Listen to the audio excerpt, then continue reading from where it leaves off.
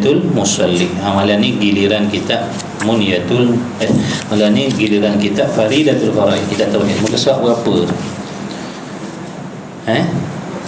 68 Rumi Rumi 68. Yang ada kitab Rumi boleh tengok lah. Tengok 68. Dan wajib memelihara hati. Atas lagi, dan wajib atas tiap-tiap mukallaf. Yang ada kitab boleh tengok 68, kitab Faridatul Faraid.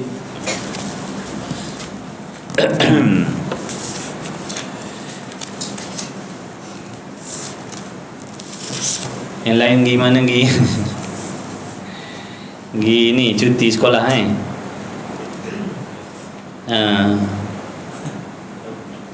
musim cuti hujung tahun ni, dia orang ambil cuti hujung tahun ni, dia habiskan cuti tahunan, cuti sekolah tak apalah, insya-Allah mudah-mudahan dipermudahkan segala urusan mereka. Bismillahirrahmanirrahim. Qala al-muallif rahimahullahu ta'ala wa nafa'ana wa iyyakum bi'ulumihi wa bi'ulumi masyayikhina fid dharain amin ya rabbal alamin. Dan wajib atas tiap-tiap mukallaf taubat daripada dosa.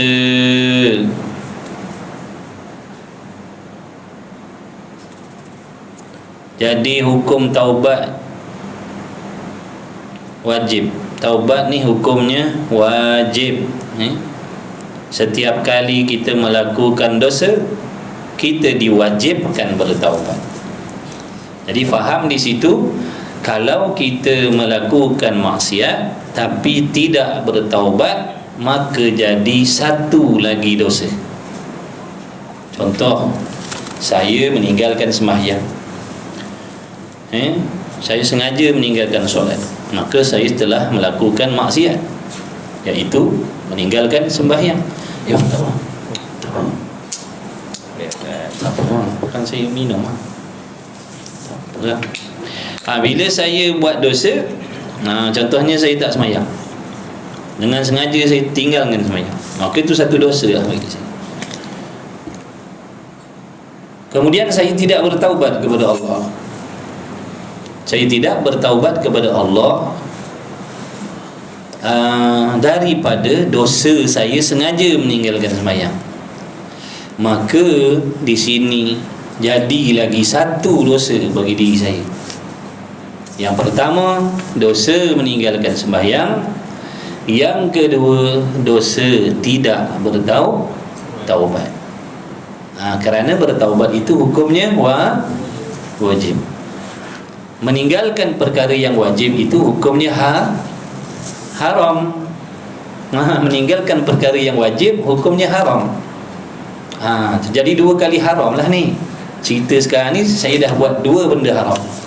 Yang pertama haram kerana meninggalkan sembahyang.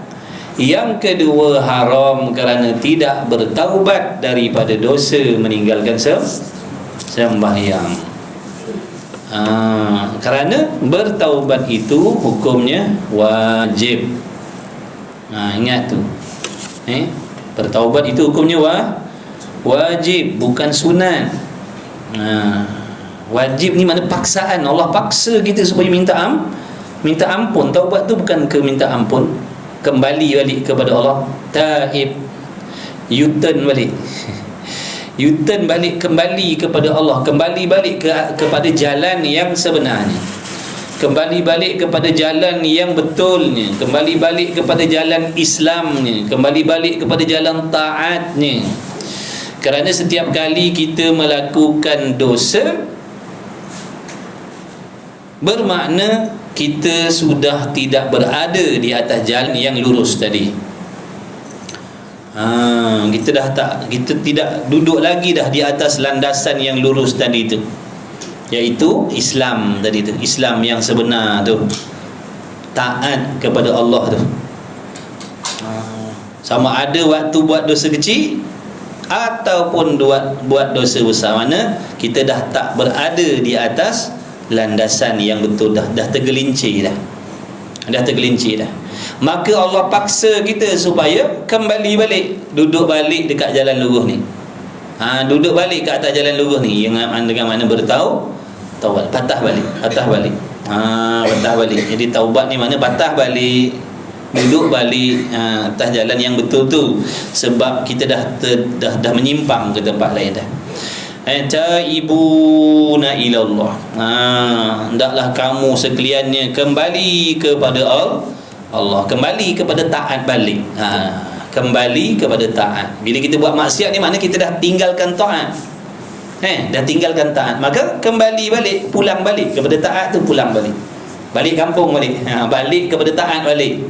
Balik semula kepada taat. Bila kita buat maksiat, maknanya kita dah meninggalkan taat, maka balik kepada taat. Patah balik kepada taat. Itu taubat.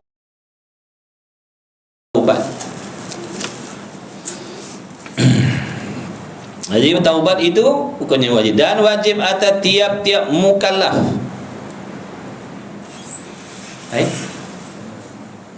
Lafiznan ini apa benda pula ni?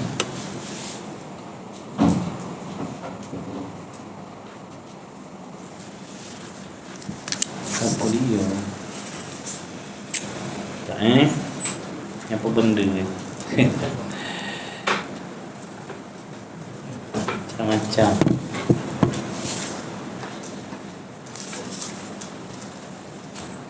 kembali balik kepada taubat.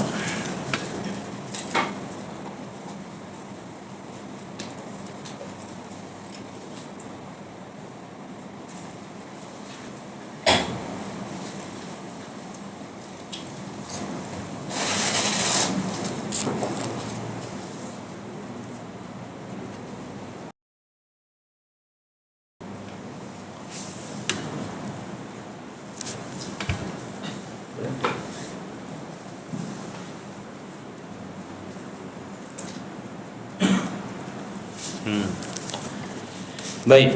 Dan wajib atas tiap-tiap mukallaf taubat daripada dosa dengan bersegera. Dengan bersegera. Dan jika dosa kecil sekalipun dosa kecil.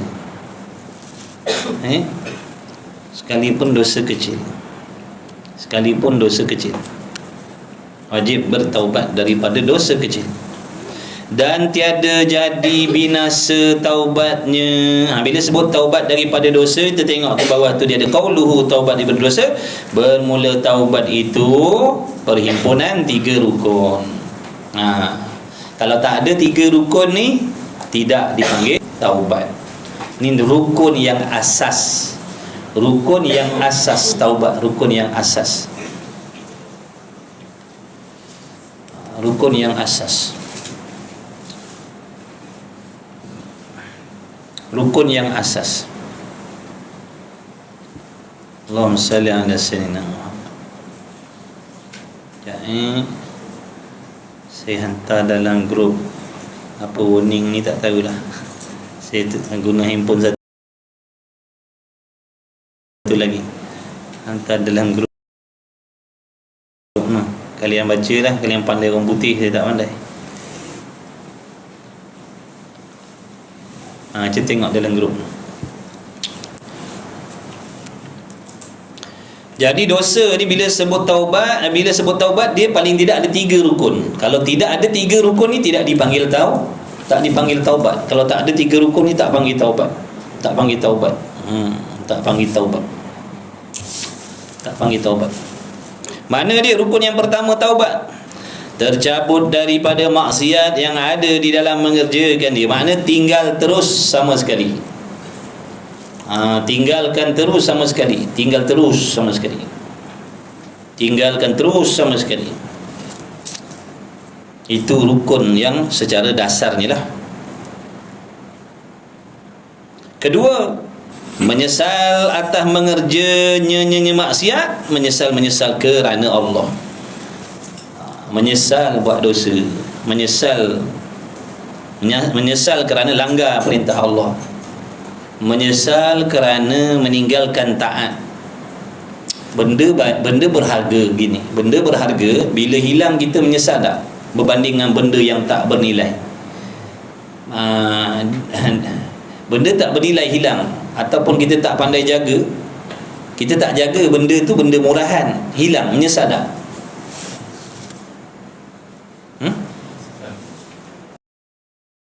Benda murah. Benda tak ada nilai, kita tak jaga, tiba hilang, menyesal tak? Menyesal. Tapi kalau benda mahal hilang sebab kita tak jaga baik-baik, hilang, menyesal tak? Menyesal. Jadi yang nama taat kepada Allah itu adalah perkara yang sangat bernilai. Tiba-tiba hilang ketaatan tadi, maka timbul penyesalan di dalam hati kerana hilangnya taat kepada Allah. Boleh faham tak tu? Kita buat contoh gitu. Menyesal sebab hilang taat. Sebab taat tu benda bernilai,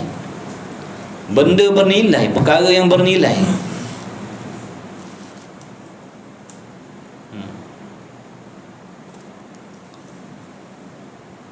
Tiba-tiba hilang pada diri kita, hilang taat. Dari mana hilang benda yang bernilai? Itu yang nak disesal. Sesal, ya Allah, menyesalnya aku tak taat, menyesal hilang kepatuhan, menyesal meninggalkan taat. Itu maksud. Okey. Makna mesti dalam hati. Tu hati menyesal. Bukan mulut kata, aku menyesal tak. Ya Allah, aku menyesal ya Allah kerana melakukan sekian-sekian dosa, aku menyesal. Tapi hatinya tak ada benda tu. Hatinya tak ada, penyesalan tu tak ada. Cuma di lidahnya, ya Allah, dia menangis, ya Allah, aku menyesal kerana aku mencuri ke, aku menyesal kerana begini. Mulutnya kata menyesal, tapi hatinya tak ada penyesalan. Nampak tak? Itu bukan taubat. Sebab taubat ini amalan hati, bukan amalan lidah. Ingat tu. Tak syarat sebut ya Allah aku menyesal. Tak syarat. Tak syarat kita kata astagfirullahalazim, tak syarat. Hatinya menyesal sungguh-sungguh kerana hilang ketaatan kepada Allah tadi. Menyesal ya Allah dalam hati dah. Walaupun mulutnya tak sebut ya Allah aku menyesal, aku bertaubat dah, walaupun dia tak sebut. Kerana taubat itu amalan hati. Amalan hati. Walaupun dia duduk diam gitu, tapi dalam hatinya ada benda-benda tadi dah. Penyesalan sungguh-sungguh, mencela dirinya dengan Allah, menghinakan dirinya sungguh-sungguh dengan Allah, berazam sungguh-sungguh. Tengok yang ketiga, azam atas ketiadaan kembali kepada maksiat itu. Dan ada tambahan, dan kita tak belajar taubat ni, kita tak tahu nanti kan tak taubat nanti. Maksud azam atas ketiadaan, makna janji pada diri sendiri dan janji pada Allah takkan kembali balik melakukan maksiat tersebut dan segala maksiat yang lain. Contohnya tadi, dosa dia minum arak, lalu dia bertaubat kepada Allah dengan sebab dosa dia minum arak. Dia menyesal di atas perbuatan dia minum arak tu tadi kerana dah menghilang ketaatannya kepada Allah. Allah Ta'ala kata jangan minum, dia minum. Hilang ketaatan dia. Lalu dia menyesal kerana hilang taatnya kepada Allah. Jadi dia kena azab. Satu, yang pertama dia kena tinggalkan arak tu terus menerus, serta-merta dia kena tinggalkan. Dan dalam hatinya kena menyesal dan berazam untuk tidak ulang selama-lama hidupnya arak dan maksiat yang lain. Maksiat tangan, maksiat kaki, maksiat mulut, maksiat lidah, maksiat telinga, maksiat hati. Dia kena azam tinggalkan semua. Jadi senang ke susah? Kalau nak tinggalkan agak saja, barangkali, sebab ada lagi peluang-peluang lain nak buat dosa. Tapi nak taubat ni kena azam, aku tak nak buat segala jenis dosa. Dosa-dosa yang aku dah buat, aku azam tak akan ulang lagi sampai bila-bila, sampai aku mati. Dan dosa-dosa yang belum pernah aku buat, aku azam akan jaga diri aku supaya tidak melakukannya. Tu tahu taubat. Ini 3 rukun yang asas ni. Ni taubat. Kalau kata taubat tu apa ni benda ni? Yang pertama tadi ikhlas, taubatnya kerana Allah. Kerana Allah. Dia bertaubat kerana Allah. Bukan nak dipanggil orang yang banyak taubat, bukan yang nak dikenali sebagai orang yang banyak taubat. Kerana nak junjung perintah Allah, sebab taubat tu wajib. Kemudian dia kena menyesal sungguh-sungguh atas kemaksiatan dia tu. Azam sungguh-sungguh, cela diri ni, aku ni bodoh ya Allah, aku ni tak gunakan otak aku, akal aku untuk taat, aku ni engkar, aku ni jahat, aku ni keji ya Allah, aku ngaku aku salah ya Allah. Kena ngaku lah. Sebab tak ngaku pun Allah tahu. Baik ngaku. Kalau tak ngaku lagi menambah kebencian Allah atas diri kita. Baik ngaku bersalah ya Allah, aku ngaku bersalah, aku mengaku ya Allah, aku buat maksiat ni dengan pilihan hati aku ya Allah. Jangan walaupun dari segi akidahnya buruk baik itu hakikatnya dengan kehendak Allah. Betul kan? Kita dah belajar akidah kan, buruk ke baik ke semua tu dengan kehendak Allah. Tapi jangan dibangsakan kepada Allah. Lebih-lebih lagi dalam bab taubat ni. Ya Allah, aku mengaku bersalah ya Allah, aku buat benda-benda jahat ni semata-mata dengan pilihan aku ya Allah, aku diberi akal, aku sengaja duk pilih nak buat dosa maksiat. Jangan kata ya Allah ini semua takdir Engkau. Kau yang mengendaki aku buat maksiat. Jangan, jahat adab tu. Memang betul perkataan tu, tapi biadab dengan Allah. Belajar akidah dalam bab iradat tu. Dalam bab iradat tu jangan lupa, dalam bab iradat belajar. Ngaku dibangsakan kejahatan tu kepada diri sendiri.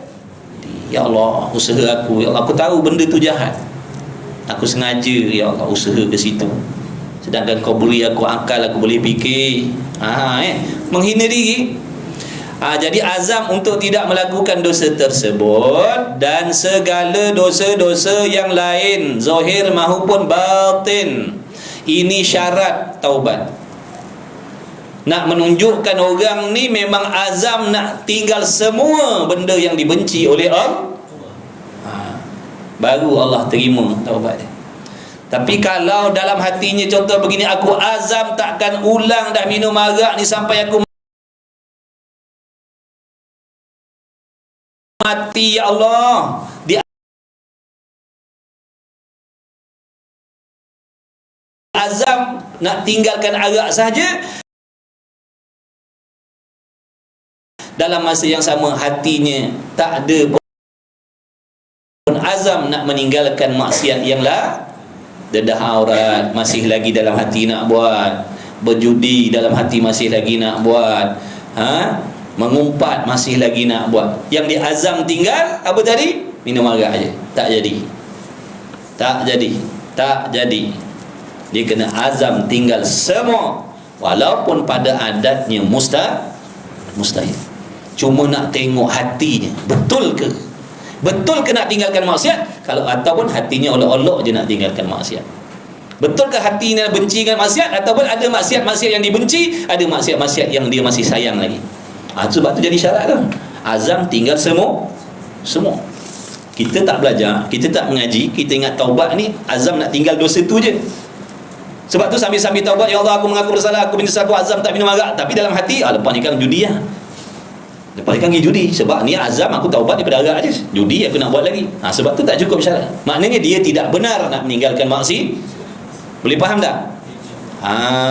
Tu penting kita mengaji ni, penting. Alhamdulillah Allah pilih kita belajar. Kalau tak kita duduk dalam syok sendiri tu lah, berasa taubat. Rupa-rupanya Rupa-rupanya belum bertaubat lagi. Sebab apa? Tak cukup kalau solat rukun 13, kita buat 10, dah dirikan ke belum solat?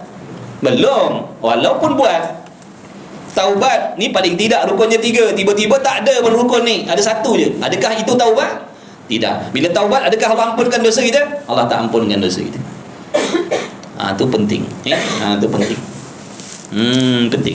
Ini kalau dan jika adalah maksiat itu bergantung dengan manusia. Ingat tu, azam nak tinggal semua, mengumpat pun nak pencen, mengadu domba pun nak pencen, dengki pun nak pencen, tak nak dah buat semua-semua benda-benda yang Allah benci.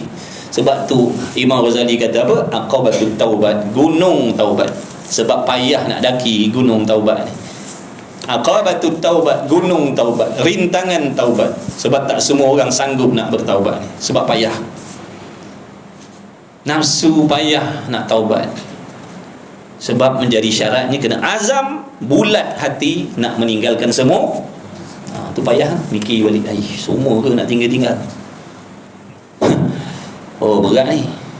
Nak kena tinggal semua. Kalau agak aja tinggal, judi boleh lagi. Ada jalan juga ni.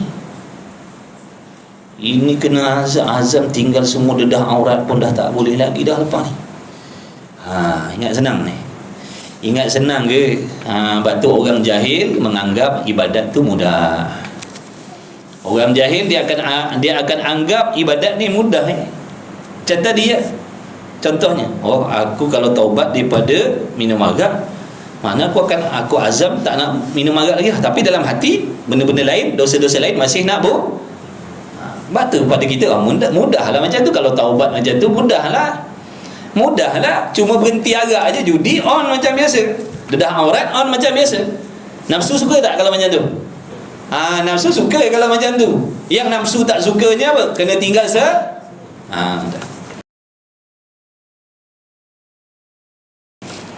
banyak kita tak faham. Bila tak mengaji, kita tak tahu benda-benda macam ni. Ada yang bila dia anggap taubat, iaitu sembahyang sunat taubat. Bila buat dosa, terjatuh dalam dosa, dia usolli sunnatat taubati. Allahu Akbar. Dalam hatinya entah melayang entah ke mana. Dalam hatinya waktu sembahyang sunat taubat tadi, hatinya melayang entah ke mana, azamnya tak ada, penyesalannya tak ada. Lepas tu assalamualaikum warahmatullahi, assalamualaikum warahmatullahi, alhamdulillah, beres dah taubat dah. Ramai yang faham macam tu. Buat sembahyang sunat taubat, nama pun sembahyang sunat taubat, tak buat pun tak berdoa.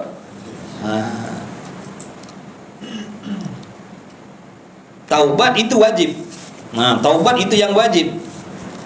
Ataupun digabungkan taubat itu di dalam sembahyang sunat taubat tadi. Di dalam sembahyang sunat taubat tadi, usolli sunnatat taubati. Tapi yang Imam Ghazali ajar, taubat dulu, kemudian baru usolli sunnatat taubati. Orang panggil sembahyang sunat taubat, sembahyang sunat yang bersebab. Kenapa sembahyang sunat ni? Sebab baru lepas bertaubat. Faham tak? Kita tak bertaubat tapi sembahyang, tak masuk masjid, tahiyatul masjid, tengah-tengah padang bola tu, usolli sunnatat tahiyatul masjid, aku sembahyang sunat tahiyatul masjid. Tu tahiyatul padang, bukan tahiyatul masjid. Tu tahiyatul padang. Bang, ke 10 betul. Begitu sudah awal lah. Sembahyang sunat taubat ni sembahyang sunat yang bersebab. Kenapa nak sembahyang sunat ni? Sebab baru lepas bertaubat. Kenapa solat ni? Sebab baru lepas ambil wuduk, sembahyang sunat wuduk. Ni taubatnya tak ada sembahyang, taubatnya tidak dari sembahyang. Batal ke? Tak batal, tapi buat benda yang tak sebenar lah.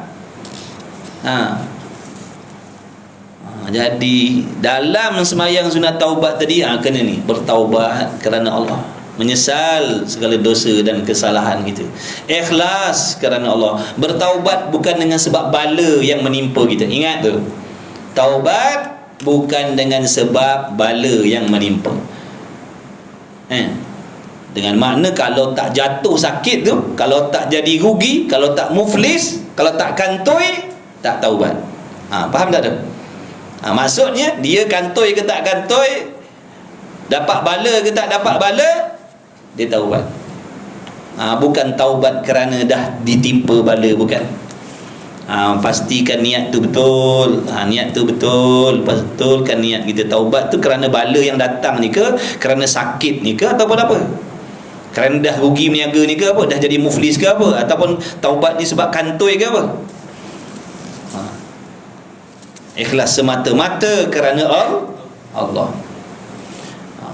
Kemudian tadilah menyesal sungguh-sungguh dalam hati sebab hilang ketaatan, dan azam takkan buat segala jenis dosa zahir dan batin selama-lamanya.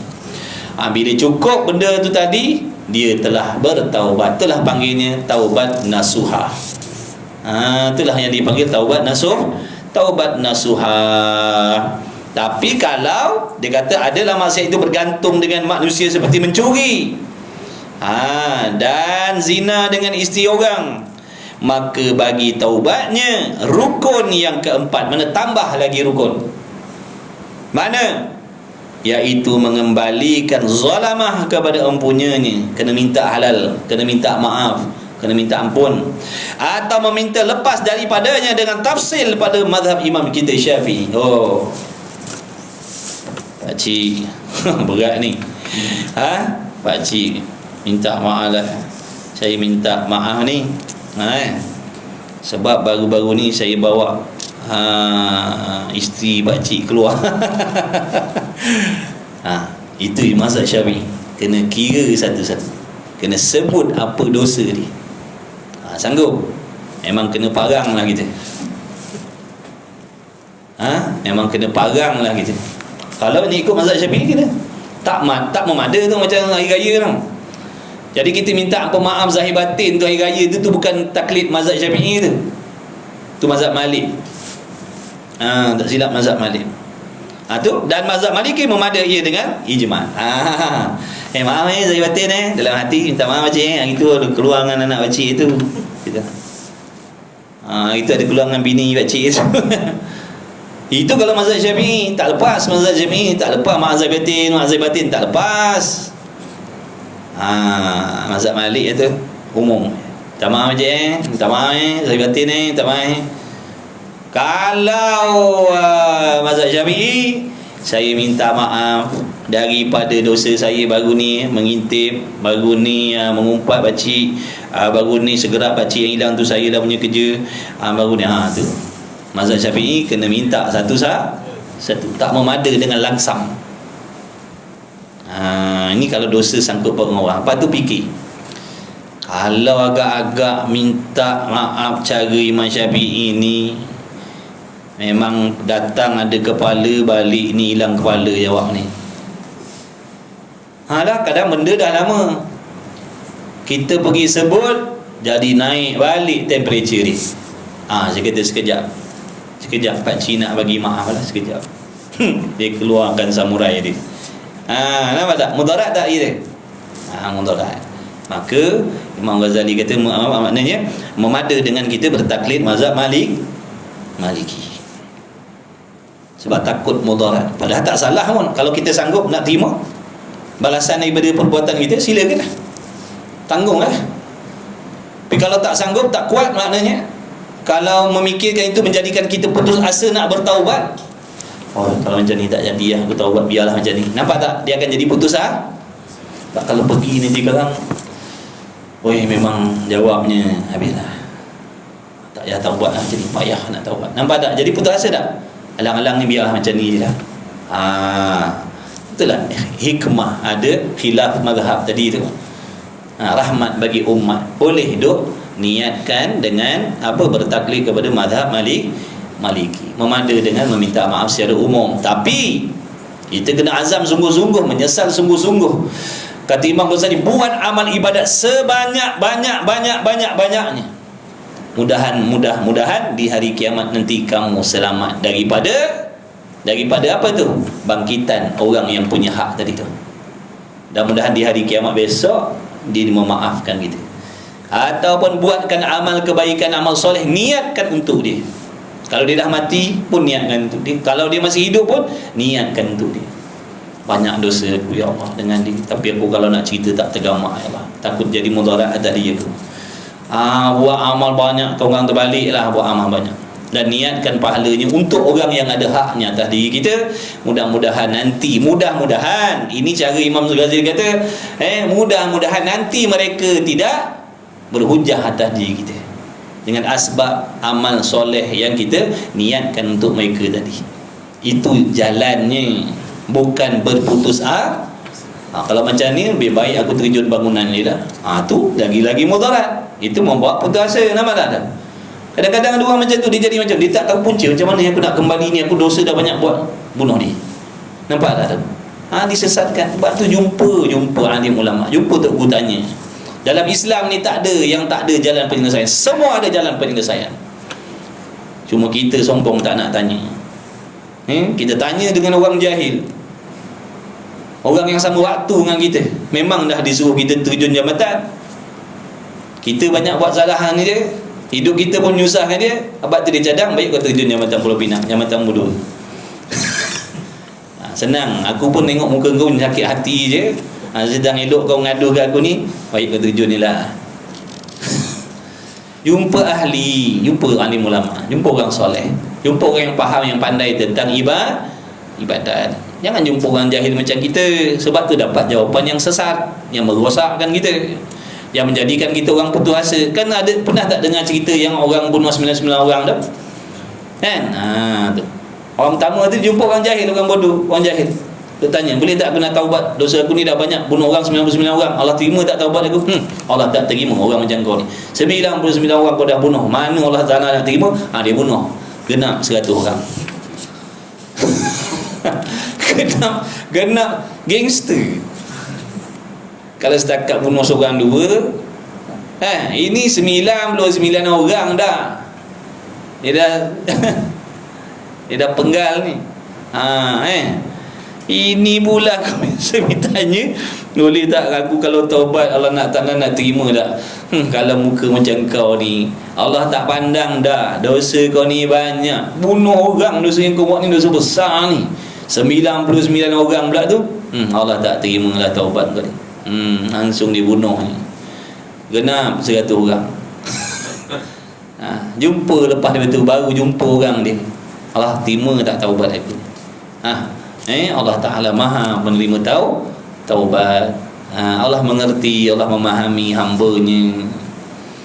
Tapi kena sungguh-sungguhlah ngadu dengan Allah, sungguh-sungguh mengaku bersalah dengan Allah, buat amal. Makna buktikan kepada Allah yang kita nak jadi orang baik. Faham tak tu? Buktikan pada Allah yang kita nak taat kepada Dia selepas daripada taubat tu. Jadi sebelum tu ngaku aku berdosa, aku bersalah, aku azam tak nak dah buat benda-benda macam ni ya Allah. Hinakan diri, cela diri di hadapan Allah dan sebagainya.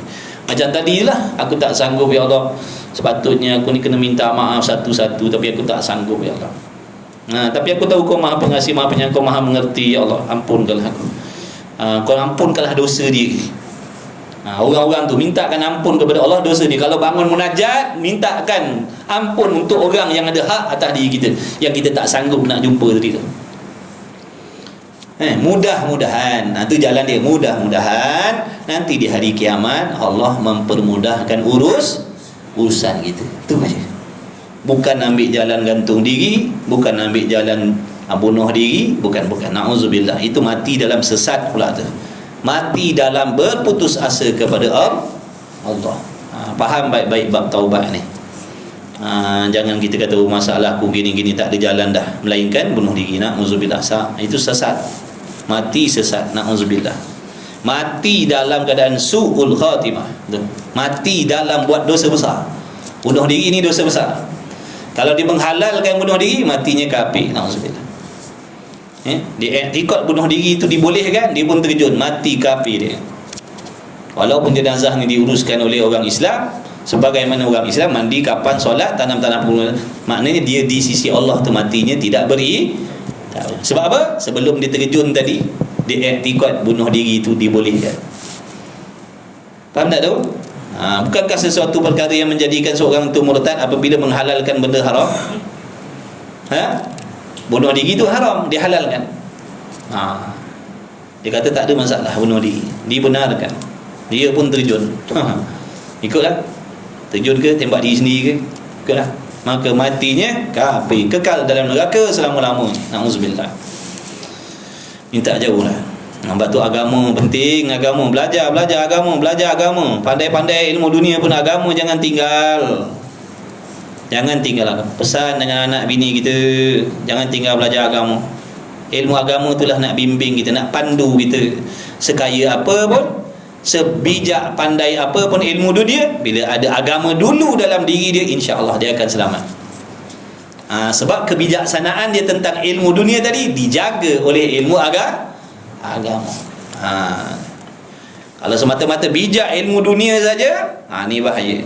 Ilmu agama tak ada, maka dia akan dipandu oleh syaitan dan nafsu. Habis. Dan tiada jadi binasa taubatnya dengan kembali mengerjakan dosa, hanya wajib taubat yang baharu pula bagi demikian dosa itu. Maksudnya begini, taubat yang pertama tadi dah cukup syarat rukun dah. Dengan menyesalnya, dengan azamnya, dengan begininya, dengan minta halalnya dan sebagainya tadi. Kalau hutang mayang, dia kena gantikan. Kalau hutang puasa, dia kena usaha gantikan. Kalau hutang zakat, dia kena usaha gantikan. Bukan maksud segedebi begitu kena bayar. Katalah zakat dia berapa lama dia tak bayar dah, yang wajib tadi, katalah 50,000, hitung-hitung 50,000 zakat dia, dia dah taubat dah. Maka ansur bayar zakat tadi tu. Bayar 50, niatkan qada zakat dia. Bayar 100, niatkan qada zakat dia, begitu.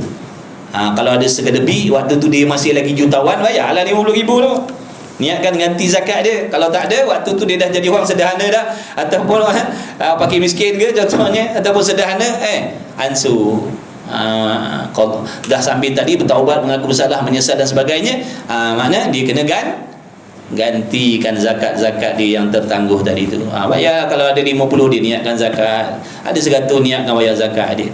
Tak tahulah, serahlah kepada Allah, harap-harap ni boleh habislah sebelum mati. Ibaratnya begitu. Kalau qada semayang pun begitulah, qada ansur ganti. Banyak kali orang tanya, Ustaz, ada semayang sunat boleh tak qada? Ada dua pendapat. Satu pendapat kata tak boleh buat semayang sunat sama sekali. Selagi ada qada, tak boleh buat semayang sunat sama sekali. Tu pendapat yang pertama lah, yang paling kuat sekali. Tak boleh semayang sunat, tak buat pun tak berdosa. Ni qada kalau tak buat berdosa ni. Jadi mengikut pendapat yang pertama, tak boleh buat sebarang jenis semayang sunat, melainkan dia kena qada semayang dia. Lepas buat semayang tunai, wajib qada semayang. Mana qabliyah ba'diyahnya digantikan dengan qada semayang. Tahiyatul masjidnya digantikan dengan qada semayang. Sunat wuduknya digantikan dengan qada semayang. Kecuali semayang jenazah lah. Lama kan, Allahumma hdini biman hadait wa afini, mazan ni qada semayang. Mana boleh. Kan sujud pula, sujud atas perut mayat. Dah. Kebetulan jadi imam, orang tolak dia sebab tengok pakai kopiah. Orang tolak dia jadi imam. Allah Akbar, rukuk lah dah. Yang belakang pun pakat rukuk dah, yang belakang tu pun tak mengaji semua. Mayang jenazah. Dengan tu imam, dengan makmum 2 kali 5 je. Allah Akbar, rukuk imam ni. Yang lain pun rukuk belakang tu, pakat-pakat rukuk semua. Sami Allah liman hamidah, sami Allah liman hamidah. Allahu Akbar, rukuk atas perut mayat. Mayat pun terperanjat. Apa punya jahilan kau ni. Dulu suruh ngaji kau tak mau sombong. Orang suruh sembahyang mayat ni kaifiat dia tak sama macam sembahyang lain. Pendapat yang kedua, boleh sembahyang sunat, tapi yang qada tetap kena lazimkan hari-hari. Dia kena beratkan qada daripada sunat. Dia nak masuk masjid, contohnya nak ambil berkat sembahyang sunat tahiyatul masjid, boleh lah. Tapi lepas daripada tu dia kena qada sembahyang yang lain-lain tu. Qada sembahyang ni tak ada waktu. Dalam waktu zuhur nak qada subuh boleh, dalam waktu subuh nak qada isyak boleh, dalam waktu maghrib nak qada zuhur boleh, tak peduli. Selepas asar boleh, sebelum asar boleh, sebelum subuh boleh, selepas subuh boleh.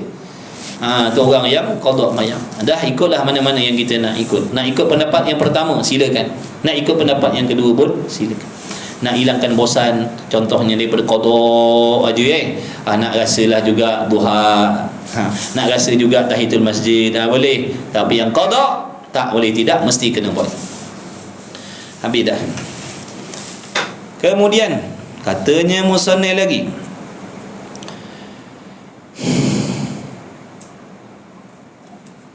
jadi bila dah cukup syarat taubat dia tadi, dia dalam keadaan dia azam, dia jaga. Dalam kitab Minhajul Abidin dia tambah lagi syarat apa? Jangan ulang dosa dengan sengaja. Itu syarat tambahan. Syarat tambahan. Jangan ulang balik dosa tu dengan sengaja. Jangan, maksudnya bila datang lintasan hasutan, dia kena perang, dia kena lawan sesungguh-sungguhnya. Bukan semata-mata menyerah diri. Contoh tadi, dia bertaubat daripada apa? Minum arak. Dah cukup dengan azamnya, penyesalan dan sebagainya. Tiba-tiba selang 2 hari datang lintasan dalam hati daripada syaitan atau nafsu, ajak dia minum arak, terus dia minum arak. Itu namanya mengulang dengan sengaja.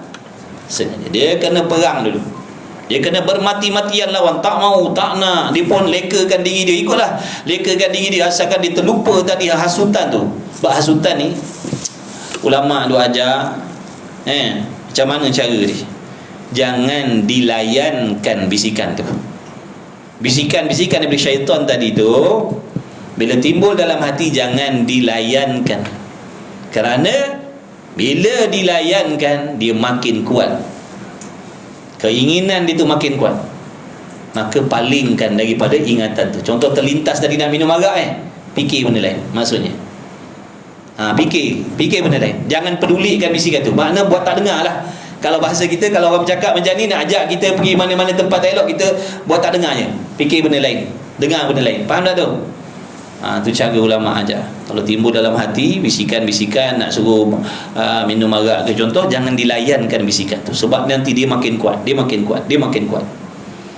Palingkan kepada mengingat benda lain. Jadi usaha itu maksudnya usaha meninggalkan. Tu maksud dalam usaha meninggalkan maksiat lah tu. Tu maksud dalam usaha meninggalkan maksiat tu, dia berlawan. Dia sibukkan diri dia dengan benda-benda lain, dia sibukkan diri dia dengan benda-benda manfaat yang lain.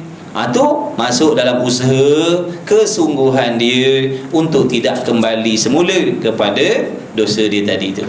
Tiba-tiba lemah dia, terjatuh juga akhirnya. Dalam dah bertarung berperang tadi, jatuh balik, minum balik arak tadi itu. Adakah membatalkan taubat dia yang sebelum? Jawabnya tidak. Cerita yang sebelum tu dah bersih dah.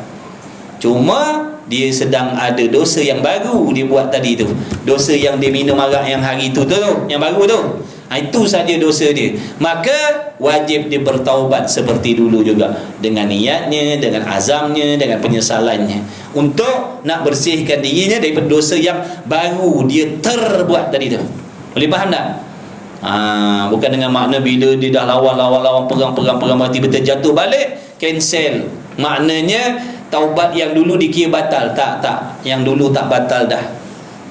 Yang dulu tak batal dah. Kalau dulu dia peminum arak, kalau dulu dia penzina, bila dah cukup syarat rukun untuk bertaubat, di sisi Allah dia bukan lagi penjudi, di sisi Allah dia bukan lagi penzina, di sisi Allah dia bukan lagi pemabuk, di sisi Allah dia dah masuk dalam golongan orang yang dikasihi oleh Allah. Macam tu. Itulah sifat pengampun Allah dah. Bila kau minta ampun, taubat sungguh-sungguh, padam dah nama kau tadi. Nama kau orang yang meninggalkan solat, padam dah. Nama kau orang yang dedahkan aurat, padam dah. Nama kita yang meninggalkan untuk ilmu, padam dah. Kalau dia berjudi, nama dia penjudi, padam dah. Tu pemaaf Allah. Kita tidak, mulutnya dah kata maaf, tapi masih lagi panggil kawan tu dengan panggilan yang dulu. Lupa zina tu. Padahal dia dah tak zina lagi. Padahal dia dah bertaubat. Nampak tak tu? Jangan, na'udzubillah. Jangan. Orang bila dah bertaubat, di sisi Allah tak ada dah lagi gelaran tu. Dia dah jadi orang soleh. Tu tengok sahabat. Tengok sahabat. Bila dia bertaubat kepada Allah, kekasih Allah dah. Bukan pemabuk, bukan penjudi, bukan berzina dah. Kita dah maaf tapi masih lagi pandang orang tu macam dulu. Tu dengkinya hati kita, busuknya hati kita, kotornya hati kita, dendamnya hati kita, jahatnya hati kita. Ni payah nak baiki hati kita ni. Jahat, hati kita ni jahat. Zahir dia nampak baik, tapi hatinya jahat, sejahat-jahatnya.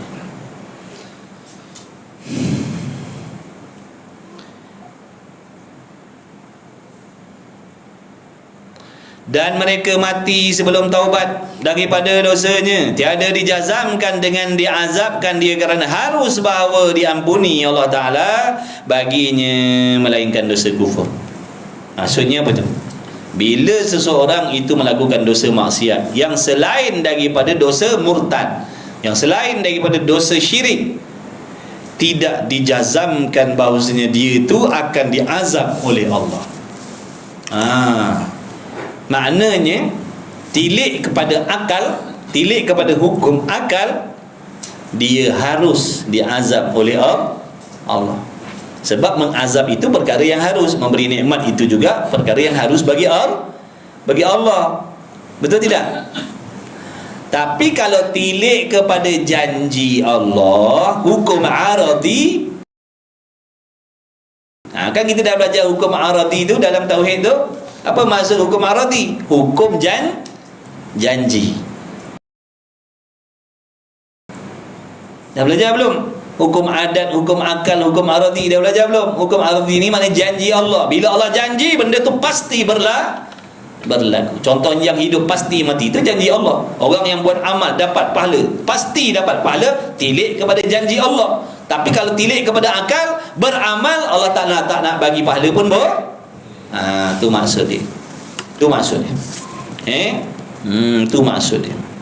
Cuma satu sudut kita kena ingat, bila kita buat dosa, kita kena ingat kita akan pasti diazab oleh Allah kalau tidak bertaubat. Jangan waktu kita buat dosa maksiat kita kata harus je Allah azab kita. Itu nanti betul juga, tilik kepada akal, harus Allah mengazab kita. Kalau dia tak nak azab pun boleh. Tapi adakah kita pasti yang kita ini akan mendapat keampunan daripada Allah tanpa bertaubat? Adakah kita yakin kita akan selamat daripada janji Allah tu? Maka lebih baik kita lebih baik kita memikirkan hukum yang lebih berat daripada itu, supaya kita terselamat daripada berseronok melakukan maksiat. Baru-baru ni kan kecoh hari tu Ustaz Wadi Anwar kata, orang yang dedak aurat ni kalau dia mati gini pasti akan diazab oleh Allah. Apa tu, ada seorang lagi guru kata tidak pasti. Kerana perkara itu harus bagi Allah. Dua-dua betul. Yang tak betulnya kita rakyat marhain.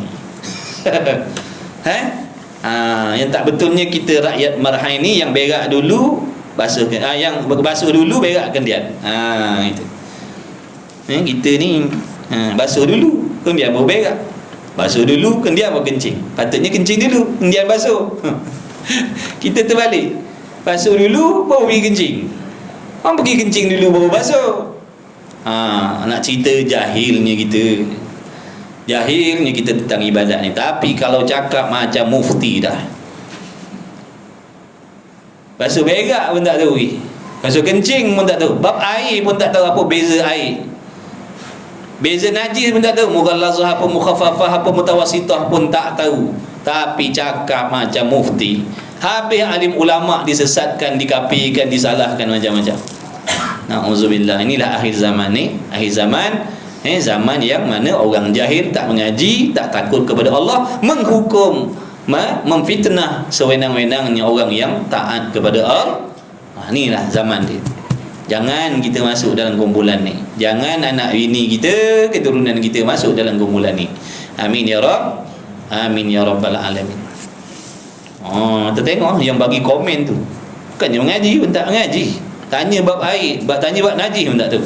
Tapi dia punya komen, oh ni sesat ni, ustaz ni sesat ni, dia pun tak tahu dia duduk mana.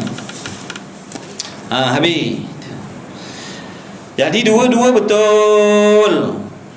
Yang Syekh Faiz kata tu, Piu Faiz kata tu tak pasti, tilik kepada sini.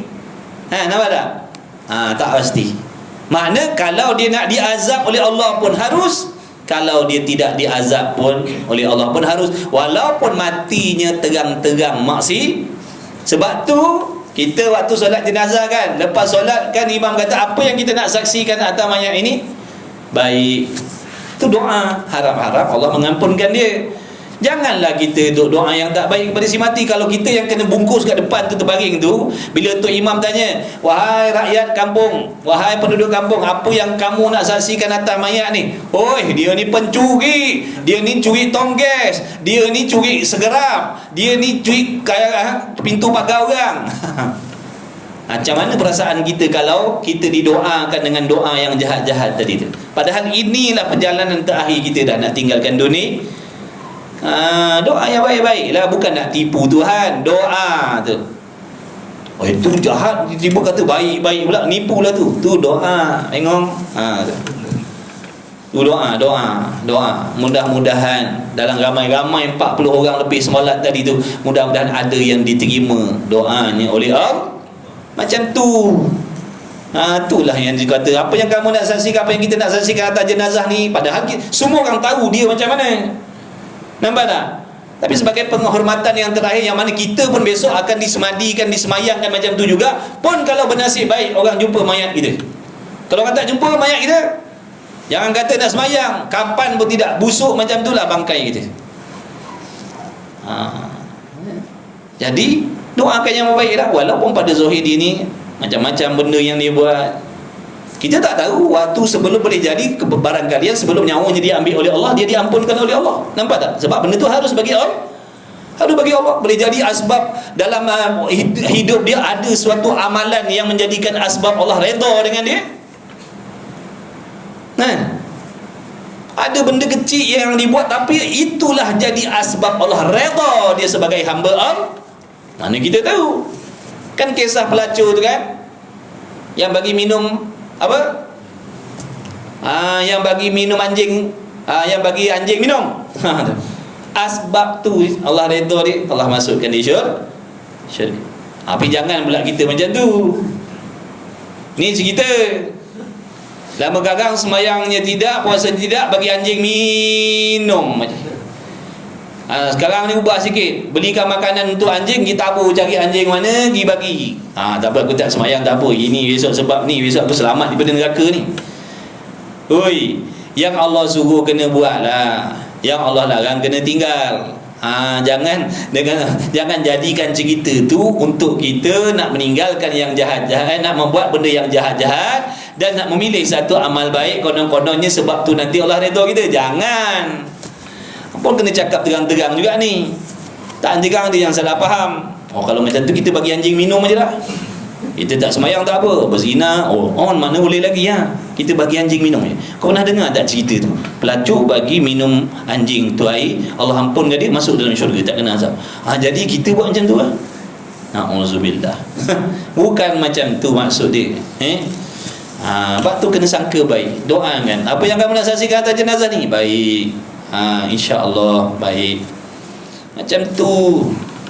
Jadi dua-dua betul. Maka pada saya baik kita ambil pendapat apa tadi, bahawasanya bila kita buat dosa, buat maksiat, kalau mati dalam dosa, mati dalam maksiat tu, pasti kita akan diazab oleh Allah.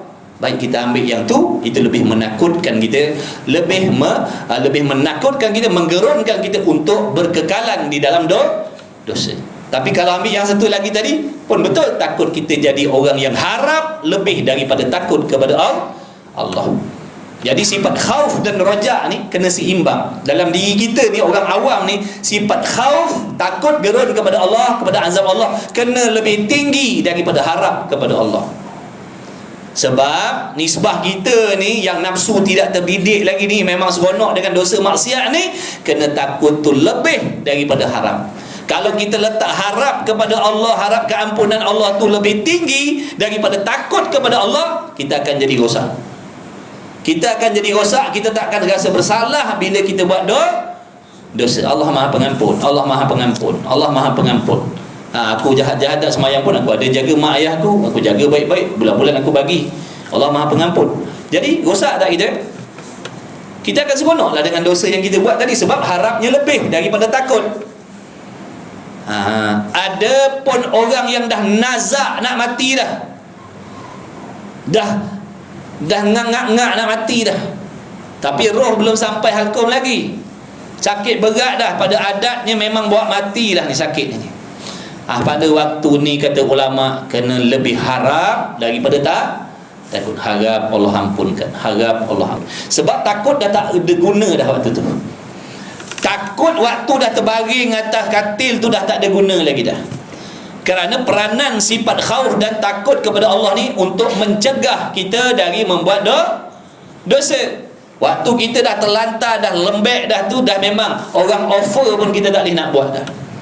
Sebab tu takut pada waktu tu dah tak manfaat bagi kita dah. Waktu tu kita kena banyak harap dengan Allah, harap Allah ampunkan segala dosa-dosa kita. Itu ulama pesan dah. Takut pun perlu, tapi harap kena lebih harap. Ya Allah ampunkanlah, aku mengaku bersalah, banyak dosa aku buat dulu, tapi sekarang ni aku dah sakit, dah gini. Ampunkanlah, kasihanilah aku ya Allah. Kalau aku sihat ni aku nak buat ibadat balik, aku nak baiki. Harap ampun ya Allah. Kena banyak ingat tu. Bila kita dah duduk dalam situasi tu, harap kena banyak. Harap dan sangka baik kepada Allah. Sangka baik kepada Allah. Harap ya Allah ampunkan. Tapi kalau macam kita ni tengah mengelinjang ni tengah macam tengah sihat ni, segar bugar ni, kena banyak takut daripada harap. Banyak sikit, jangan terlalu banyak takut. Kalau terlalu banyak takut pula dia jadi putus macam tadi tu, Allah tak ampunkan dah aku, macam-macam dosa dah aku dah buat, Allah tak akan ampunkan dah aku. Ni nanti membuatkan dia jadi putus asa pula. Kalau terlalu banyak takut, dia akan jadi putus harap. Kalau terbanyak harap, dia akan jadi berseronok dan bersenang-senang buat maksiat. Orang yang nafsunya dah baik, terdidik, dia kena seimbang. Takut dan harap kena seimbang. Tapi macam kita ni, macam saya ni, macam kita ni, tuan-tuan saya tak tahu kan, takut kena lebih daripada harap. Supaya dengan takut tadi tu boleh mencegah diri kita berterus-terusan bersenang-senang melakukan dosa. Jadi orang yang mati selain daripada dosa kufur, maka tiada mengampuni kecuali dosa kufur. Adapun kufur itu Allah janji dah, Allah tak akan ampunkan dosa kufur. Daripadanya kufur sekali-kali apabila mati seorang atasnya kufur. Dan pada Imam Al-Asy'ari, tak dapat tiada daripada diazabkan setengah mereka yang mengerjakan dosa besar. Dan jika satu orang daripada tiap-tiap bagi sekalipun, tiap-tiap bagai ataupun bagi sekalipun, itu janji Allah. Contoh gini, Allah mungkin janji tak? Tidak. Allah janji apa? Akan mengazab orang yang maksiat. Baik, katalah ada 10 orang maksiat. 10 orang maksiat ni, 9-nya dimaafkan oleh Allah, seorang pasti akan diazab oleh Allah, kerana itu janji dia. Nampak tak? Allah tunaikan janji tak? Tunai. Allah mengazab orang yang maksiat. Cuma yang 9 ni dimaafkan. Faham tak? Itu maksud dia. Kalau kata 10 orang buat maksiat, kalau nak ikut janji, semua akan diazab. Tiba-tiba dengan kehendak Allah, Allah ampunkan 9 ni, seorang ni diazab oleh Allah. Jadi Allah tunai janji tak? Boleh tak nak kata Allah bohong? Tak boleh. Tak boleh nak kata Allah bohong, sebab dia dah tunaikan janji mengazab orang yang maksiat. Gitu maksud dia.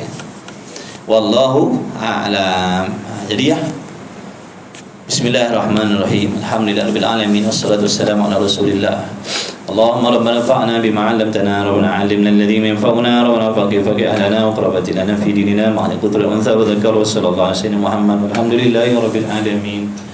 Qabbalallahu minni wa minkum minna wa minkum taqabbalul karim.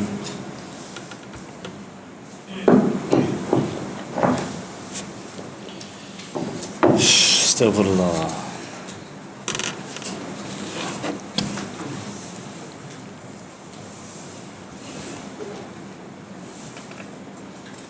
Alhamdulillah. Dah. Mohonlah balik. Jom. Habis dah. Dah habis dah. Tunggu apa lagi? Abang Mat nak rotan abang ni. Jom. Bang, ni kitab surau. Masih. Bang, kitab bang ni. Kitab dalam kereta ada bawa? Ada. Kita tinggal. Kata mana kitab tadi? Kau cari. Jom. Ada minum ke bang? Ada. Ada minum. Tak tahulah dia tulis tak? Kitab macam tu. Warna macam tu rasa. Tak, kitab Faridah lah. Kitab Faridah. Version lain kan? Version lain kan? Yang tu sama macam yang tadi tu. Kulit dia warna merah oren macam tu lah. Atau warna biru. Biru kitab lama. Cuma tengok nama ni. Tapi kata tak silap saya sebenarnya warna macam tu. Dah jalan berperasan kan? Jalan berperasan. Jom. Allah Akbar. Esok pagi kuliah duha. Besok hari apa? Besok Rabu. InsyaAllah besok ada kuliah duha. InsyaAllah. Apa mana? Besok kat mana? Besok kat rumah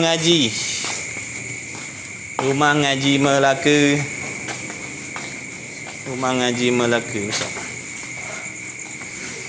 Astagfirullah. Bateri nak habis dah. InsyaAllah. Terima kasih yang hadir, yang join, yang tap screen, yang bantu share. Terima kasih banyak. Jazakumullah khairan jazak. Bang, dulu bang. Ni lepas ni abang balik Padang Temu ke bang? Rumah ni. Balik dekat ni apa? Kota Masih. Oh. Baik.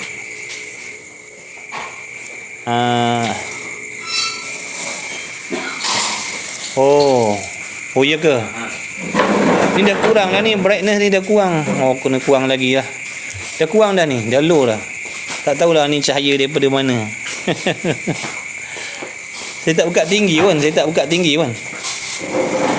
Oh, dia warning sebab memang low. Brightness dia memang low.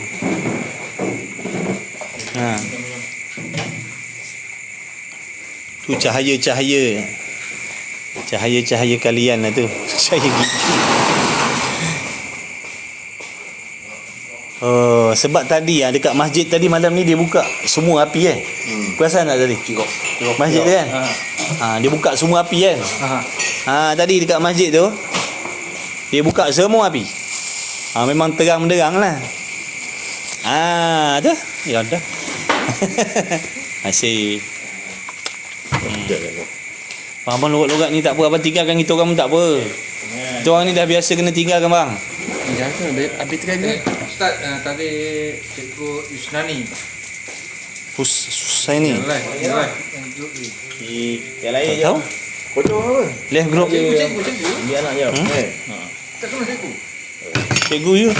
Siapa? 12. Kita tadi belakang. Ustaz. 12.30 sampai. Tengok anak muar. Delay ke tak delay? Tak delay. On time. Ustaz maka. Apalah dia check out lagi kan. Satu. Abang nak pergi mana ni? Pergi KLIA tak? KLIA. Biar nak je. Anak sampai ke apa? 12.30 tak apa. Naik tabu kan. Setengah jam kan. 12.30. Kejap lah. Kereta mana kereta dia? Dia ada tu. Orang naik Saga pun setengah jam. Honda takkan sampai 2 jam. Sekejap 10 minit sampai. Jalan clear pula ke malam-malam ni. Mobile 4x4 saya dah pulang balik. yang pulang patut driver tak ada kan dengan bodyguard. Dah tak ada. Semua saya dah berhenti. Semua saya dah berhentikan. Tak ada kan. Semua saya dah berhentikan, tak mampu nak bayar. Apa pula? Allah la haula wala quwwata illa billah. Oh, macam tu sekali. Sambung kelas ke tak ada dah?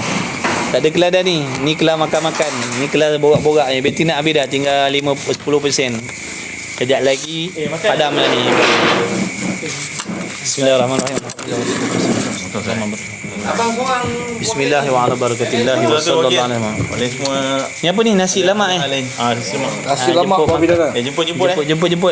Jemput makan nasi Ni kan lemak malam ni. lepas Alhamdulillah belum makan lagi. Balikan saya dengan. Ngantuk silalah, boleh berehat tidur, selamat tidur. Tak ada kelas dah, habis dah. Habis dah ni. Tak ada kelas dah. Habis dah. Bateri pun nak habis dah. Bateri dah habis dah. Rumah tu.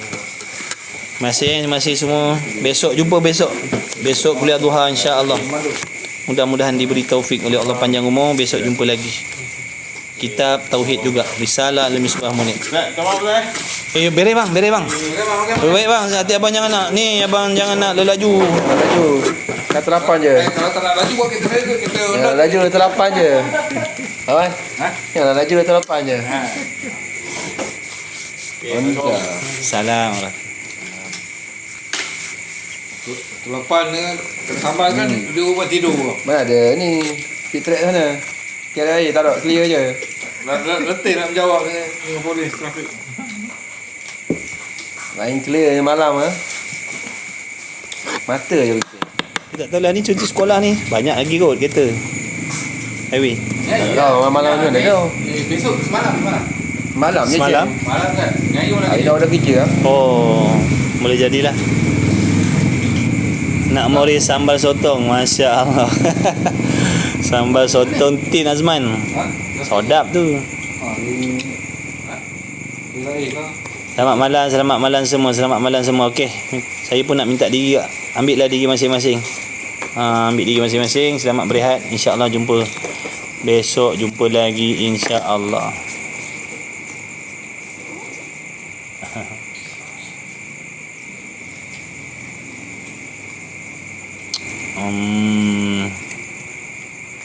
Ada.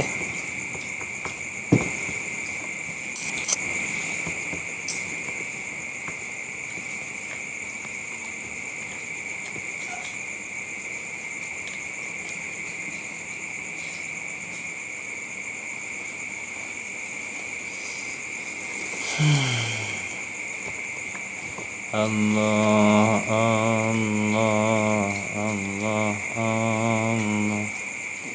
malana maulan siwa. Jangan lama tak ada bateri apa tak?